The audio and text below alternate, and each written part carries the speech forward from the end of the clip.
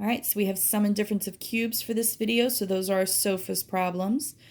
For these, unlike difference of squares, these can be a plus or a minus. It can be a sum or a difference. So it does not matter what the sign is in between our two terms. And for those two terms, they both must be perfect cubes. So you should know what your perfect cubes are. If not, you should be studying those. You have to know those when you see them. And then any variable that you have, the exponent has to be divisible by 3. That would make it a perfect cube. Okay, so if I look at this first problem here, we have x cubed plus 125. So x cubed is just x times x times x. That's what makes it a perfect cube. 125 is 5 times 5 times 5. So that makes that a perfect cube as well. And again, the sign in between doesn't matter. So we're going to first take our cube roots of our first two terms. So the cube root of x cubed would be x. Cube root of 125 would be 5. And we start off with the same sign that our problem had. So our binomial part is going to be x plus 5. Now we're going to do the SOFAS part. Remember that I consider that x to be the front, 5 to be the back. So anytime I'm using those terms, when I do SOFAS, that's what I'm referring to. So remember the first s means square the front. So this term here, which in this case is x, I'm going to take x and I'm going to square it. O means I do the opposite sign. So since I started off with a plus, I'm going to do the opposite of that, which would be subtraction or minus. The F means I take the front times the back. So 5 times x would be 5x. The A means that we will always have a plus sign right there. And then the final S means we square the back. So the 5 squared would be 25.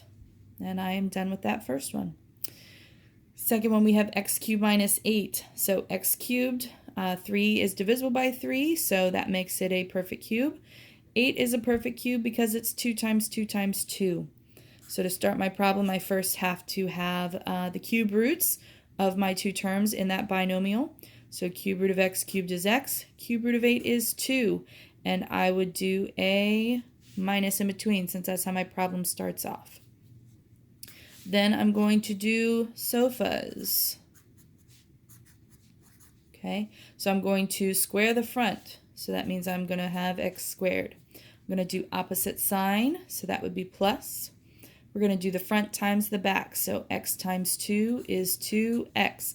Again, I told you in class, don't worry about that sign. The way the pattern flows, you don't make it x times negative 2 and have it be a negative 2x. We already know the sign should be the opposite. The A means always plus, and then square the back. 2 squared would be 4. Okay? When we look at this third one, we might not think right off the bat that this would be a SOFAS problem because 2 and 2 are not perfect cubes. However, that's actually a GCF for this problem. So the first thing I would do is divide out that 2. I'm going to make it over here. So we've got 2 as our GCF. And when we divide everything by the 2, we're going to be left with x cubed plus 1. And that x cubed plus 1, that is a SOFAS problem.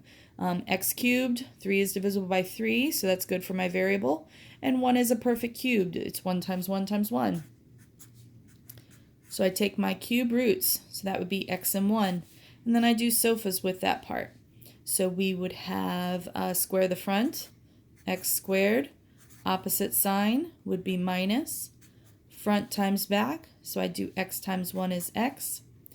Always plus. And square the back. 1 squared would be 1.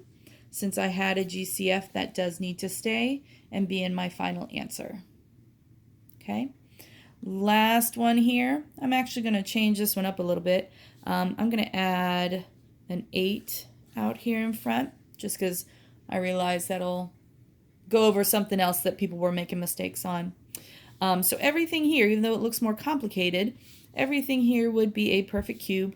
8, of course, is 2 times 2 times 2. And then all of my exponents here are all divisible by 3. Again, sign in here does not matter. So I'm going to take the cube roots. So cube root of 8 would be 2. Cube root of x cubed would be x. Cube root of y to the 6 would be y squared. Cube root of a cubed would be a.